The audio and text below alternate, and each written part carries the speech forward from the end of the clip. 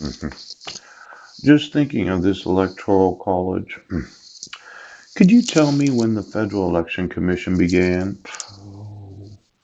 See, as I see it, there must have been a reason to have an electoral college, right?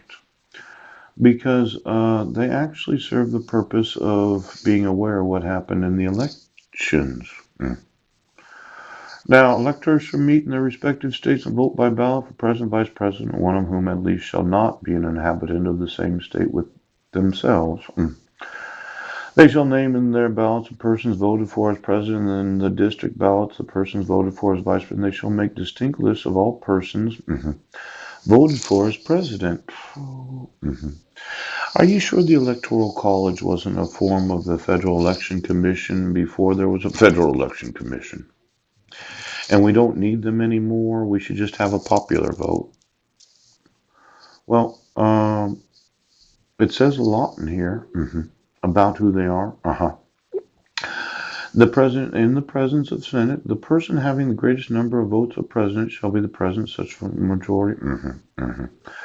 But in choosing the president, the vote shall be taken by states, and representation from each state, having one vote. A quorum for this purpose shall consist of member or members of two-thirds of the states. Now, I don't know exactly.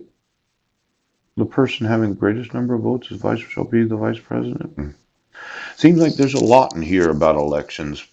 Are you sure it's delegated to the states of the United States? Now, this was passed in 1804. Did they repeal this one? Because the only one that I know of that they repealed was the 18th Amendment, the prohibition of alcohol. Now, I just wanted to know, before there was a Federal Election Commission, exactly what was the actual purpose? Electors shall meet in their respective states and vote by ballot for two persons, of whom one at least shall not be an inhabitant of the same state.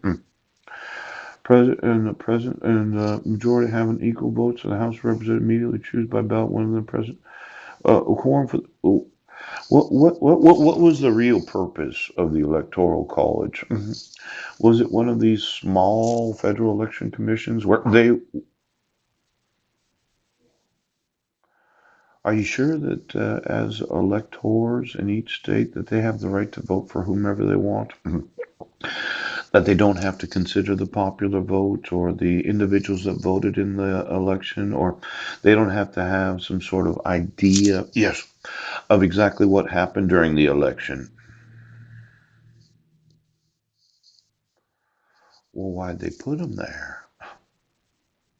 Did you have to tell the electors what the actual citizens of each and every state did do and how many voted and who they voted for? I could be wrong, but it seemed to me that before there was a Federal Election Commission, there was the Electoral College. Did you remove the Electoral College out of the state of Colorado? Did Washington State decide? You know, I've noticed that Washington State, while watching the legislative channel, yes, seems to be doing all kinds of weird shit because they just don't have enough to do. Somebody decided to change the form of government known as democracy from what was originally the intention of the founding fathers so as to protect the rights of citizens. You know, for every time I email the state legislature, and I inform them of their oath, that binding oath that is bound, and they just keep saying, well, I'm sorry. Could you take us off the email list? Ooh. You know, it's it's somewhat disconcerting to me because I was looking at these law clerks. Yeah. There's supposed to be a list of individuals that every judge has that they could not actually hear a trial because of their well, they're called ethics. Poop. I just wanted to get the list of every individual right now. That's what it says. There must be some reason why you can't hear certain cases about certain individuals. Now, it's interesting that judicial employees have to reveal misconduct. Yes. Of every employee of every court of the United States, how many of them know about issuing court orders that involve forgeries? Yeah. Fraud. The refusal to enforce the guarantees of due process. Poop, poop, poop. You know, I actually can sue each and every employee of every judiciary of the United States for refusing to reveal misconduct. Sheriff in every county of the United States. See, in general, you should respect and protect the privacy of your judge and be careful about publicly discussing your judge and chamber's related activities beyond case-related matters. Your judge's personal view about political, social, or other matters, your judge's travel plans. However, there is nothing in this pamphlet or in the code of conduct that prevents you or any judiciary employee from revealing misconduct, including sexual or other forms of harassment. Pooch. Is it harassing on the part of the judiciary to hear cases right now?